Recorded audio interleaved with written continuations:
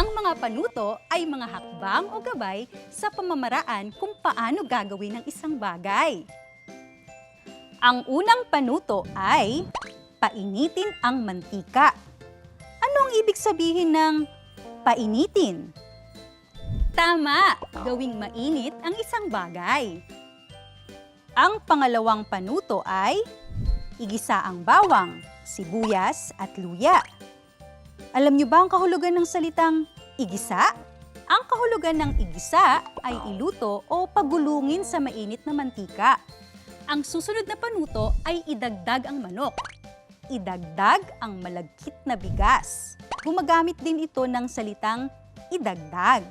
Gumagamit pa rin ng idagdag ang susunod na panuto. Idagdag ang tubig. Anong kahulugan ng salitang idagdag? Ang kahulugan ng idagdag ay ilagay o damihan pa ang nasa isang lalagyan. Ang susunod ay haluin. Paano ba maghalo ng niluluto? Ang kahulugan nito ay pagsamahin o paikutin gamit ang panghalo. Ang huling panuto ay timplahan. Ano sa tingin ninyo ang ibig sabihin ng timplahan? Ang kahulugan ng timplahan ay lagyan ng isang sangkap ayon sa iyong panlasa. Kapag ako ay kumakain ng arroz caldo, tinitimplahan ko ito ng maraming patis dahil gusto ko ang maalat.